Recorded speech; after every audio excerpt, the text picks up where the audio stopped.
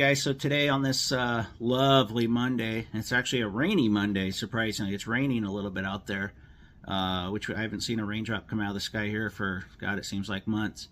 But we're just going to go over basically a simple air conditioning refrigeration cycle. I'm not going to get into the heat pump stuff today. I'll probably do that in the future.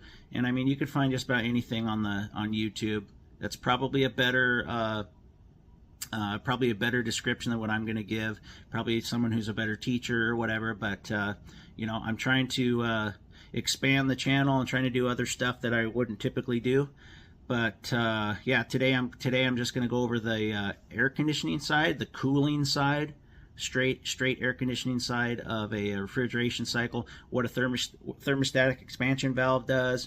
And basically I'm doing this because of my service call yesterday, to try to almost retrain my brain, so when I walk up on stuff, I'm going back to the basics of what I was taught, and not just speculating. You know, we all get kind of lazy when we're working, and you know, some stuff is second nature, but some of it, you know, we let our brains get in the way of logic sometimes, and we make mistakes. So I think if we just keep this stuff ingrained in our head and keep going and going, and you know, on a daily basis thinking about certain things, that we don't make stupid mistakes, because I hate making stupid mistakes. But as far as yesterday's video, I'm going to go ahead and replace that TXV tomorrow. The one I had isn't going to work, so they're going to bring one in tomorrow morning, and I will have one to install for them, and I'll have that on video tomorrow. But today's video is just I'm going over to the whiteboard and going to show you guys some stuff about how I interpret the way things work with a thermostatic expansion valve on a straight air conditioning system. So enjoy, guys. Okay, guys. So being that I am a keep it simple, stupid kind of guy, and I preferred when I was taught things that it was very simply explained.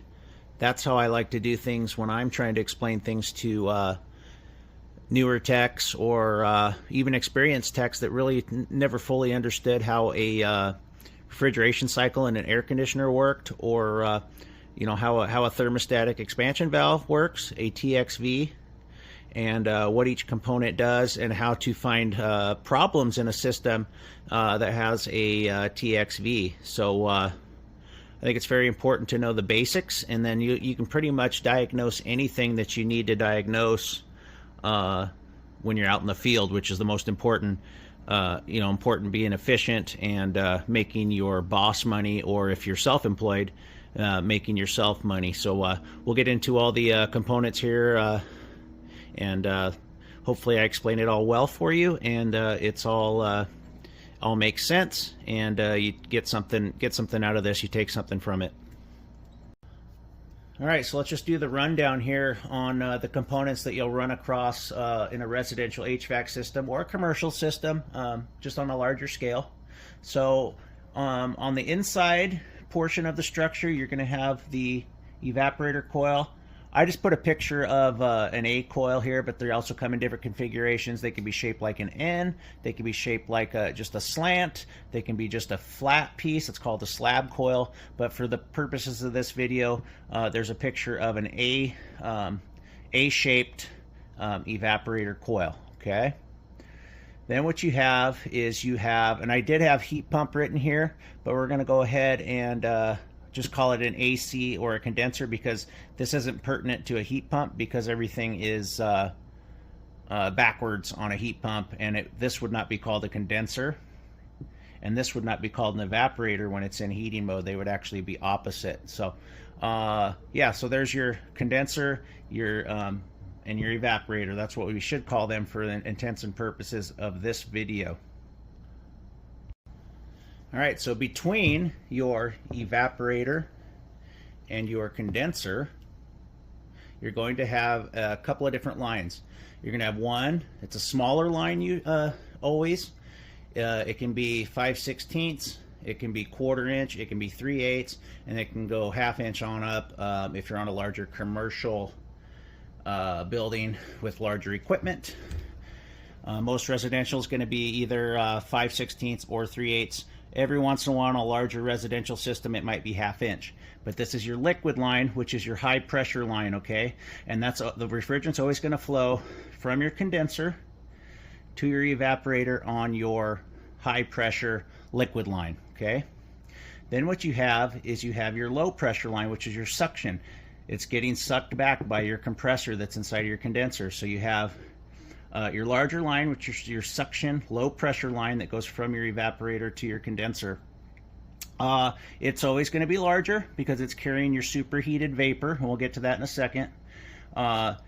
Typically anywhere from most systems, unless you're talking about small restaurant equipment, but we're going to stick to HVAC residential here, be anywhere from 5/8 up to 1.125 inches. Even a 5-ton system on a residential these days is 7/8 max with the newer equipment with 410A or 454B. 1.125 was more of an R22 system size of a suction line, and God, am I glad we don't have to bend those anymore. So yeah, that's your rundown on these. So to recap, you got your high pressure line, which is your liquid side, always smaller. Low pressure suction, always a larger line between your evaporator and your condenser. High pressure flows towards the evaporator, low pressure flows back towards your condenser. All right, I went ahead and added some color because it kind of helps you visualize what's going on here. So you got your subcooled liquid coming from your condenser over to your evaporator, and then you have superheated vapor going from your evaporator to your condenser, okay? So where does the TXV play into this? Okay, so a TXV has one reason for being, has one reason for its existence: to maintain superheat back to your condenser, okay? That's its only reason for living. That's all it wants to do. It's up to you to get the charge properly so we have the right amount of subcooled liquid for the system to feed the evaporator, and to make sure that we have the proper amount of superheated vapor coming back to our condenser, okay? So what happens when you send your subcooled liquid out, which is this high pressure line, your high pressure subcooled liquid line, to your TXV? It's constantly regulating how much it wants to let in based on this sensing bulb here that is always going to be near your evaporator on your suction line, okay? Your superheated vapor suction line. It's sensing the temperature of this line, and it's telling this valve how much it needs to open, how much refrigerant it needs to let into this coil to make sure that we have the proper superheat coming out of the coil. And as long as those two parameters are good, we know that we're going to have a proper temperature drop across our coil. And not only are we going to have a proper temperature drop across our coil, we're going to have the right amount of superheated vapor to come back to our compressor, and we'll get to that in a second, because you do not want to have any liquid coming back to the compressor. That's called a slugged compressor, and we do not want that. So we'll get to that, but let's go over how the TXV works in its entirety here in a second. All right, so before we go any further on the old whiteboard over there, hopefully some of it's making sense to you. If you're in trade school or something, you know, and you haven't got to that part yet, it might be confusing you, but I'm trying to keep it simple and trying to make it quick and not make this video an hour long. Whenever I got things explained to me, I wanted them explained quickly and concisely, and not with too much technical jargon associated with it. So I just wanted to tell you what superheat and subcooling are real quick, just so you'll have an understanding what this next part on the whiteboard is going to be. So basically, superheat, what superheat is, it's how many degrees past its change of state from a liquid to a vapor it is at its current pressure, okay? So I'm just going to throw a random number out there as far as superheat is concerned. So let's say that at 100 psi it changes from a liquid to a vapor at 80 degrees, then it would be 8 degrees of superheat would be if that line was 88 degrees, okay? So that just tells you that you have good superheated vapor coming back to the condenser 8 degrees past its change of state. So if you ever hear the terminology 8 degrees superheat, it means it's that many degrees past its change of state from a liquid to a vapor. And then subcooling is the opposite. It's how many degrees past its change of state from a vapor to a liquid. Okay, so if we have 10 degrees of subcooling, it's 10 degrees past the temperature of which it changes from a vapor to a liquid. So let's say it's, and I'm just going to throw a random number out there. If the refrigerant's at 300 psi pressure inside the liquid line, and it's let's say it's 120 degrees. If it's 120 degrees is its temperature where it changes from a vapor to a liquid, then 112 degrees would be 8 degrees of subcooling, because it's 8 degrees past that point of its change of state from a vapor to a liquid, as opposed to your suction line, which is superheat, which is liquid to a vapor. Okay, so hopefully that explains that real quick. Let's get back to the whiteboard. Okay, so let's talk about superheat and subcooling as it pertains to your TXV. So what made me do this video is my service call from yesterday, where I approached the system, and what I had I had basically no subcooling. That was just a little bit in the negatives, and I had very, very high superheat. So it means I had basically too low of a pressure and too high of a temperature coming back on my suction, and then I had low pressure on my low pressure, low temperature on my line going out. So a couple things you want to do when you run across that is, yes, you can pop, like I did, I popped a little refrigerant in to see if I could get my subcooling or my superheat to respond, and my superheat didn't do anything, and my subcooling skyrocketed right away. So I knew I had a restriction right here. Now, it's not always the TXV. It could be a kink in the line somewhere. So what you want to do is you want to take temperature readings somewhere from where it comes out of the condenser, and then you can take it right before your TXV, you can take it right after your TXV, but you want to get temperature readings along the way, and that'll tell you if you got a kink somewhere in the line. I installed this a few years ago. No one's messed with it, so I know that it didn't have a kink. So I went straight to the TXV, and I pulled the panel off, and sure enough, I was restricted. I was frozen up just past my TXV, which is a telltale sign. I did all the usual stuff where I hit on it a little bit. Maybe I could get to free up, beat on it with a little mallet. I didn't check the screen or anything. I don't do that anymore. I tend to be somebody that doesn't fudge with these anymore. I'll just replace it, eliminate any potential issue of there being a problem, and make it new. So let's get into what the bypass does and all that good stuff. All right, so let's say you got a system that it's operating normal. You don't have any issues. You got a good subcooling reading. You got good subcooling going to your TXV, good subcooled liquid. Everything's flowing good. So what does this bypass line that goes from your TXV to your suction before your sensing bulb do?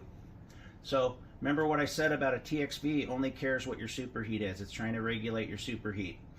So what it's doing is, based off this line temp, it knows if we have the proper amount of I call it liquid going into the coil, and it's reading how much superheated vapor we have coming out. If our superheat runs too high, it's not going to bypass any liquid. If this is running low, we don't have enough. If it's running high superheat, it's going to bypass a little bit of liquid, because it knows that our evaporator's not totally vaporizing, I should say, totally vaporizing the refrigerant that's in the coil. If you have too much going in, it's not going to bypass any, obviously, and you might have an overcharge, because this is only going to sense what it's doing. If you have too much going in, there's only so much you can do. So it's just basically regulating superheat is all it's doing. And if you have a good charge in the system, everything's going to keep itself leveled out and doing what it's supposed to do. Okay. What else? So yeah, I mean, if you got high superheat, it makes sense that you would have not enough liquid going to your TXV, which is what most guys do. They start pumping the system full of refrigerant, and don't do that. Do like I did. I mean, what I should have done is I should have pulled the panel off first and taken a look at this first, or taken some temperature readings first. But I just popped a little bit in, and it was plain as day what was going on. and I was able to diagnose it based off that. Sorry, that was a little jumbled what I just said a minute ago, and I apologize for that. I know what it means in my head, but I'm trying to think of somebody that's just learning. So yeah, let's continue on with this. So the bottom line is, you do not ever want to have an overcharged system, because what's going to happen is you're not going to have any superheat, and you're going to have liquid coming back on your suction line. And a compressor is only made to compress vapor. It does not want to compress liquid. It's very hard on a compressor, and you'll kill it. So if you're erring on the side of caution in a system, err on the side of being undercharged a little bit. I mean, obviously a perfect charge is what we want, but you never ever, if you're not sure about what you're doing, do not start pumping refrigerant into a system. You're going to cause bigger problems. You're going to kill the compressor. So I think I explained all these pretty good. Like I said, keep it simple, stupid, and you can either like it or not like it. That's up to you.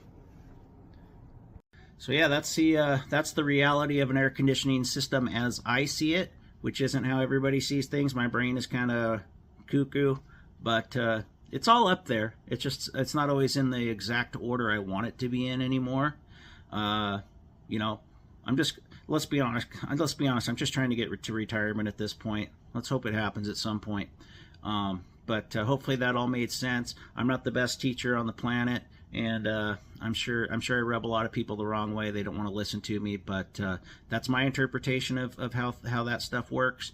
And I don't have any issues on any of the service calls I go on as it pertains to air conditioning. I'm pretty quick and efficient when it comes to diagnosing stuff. So let me know your thoughts, what you think, and I'll see you on the next one.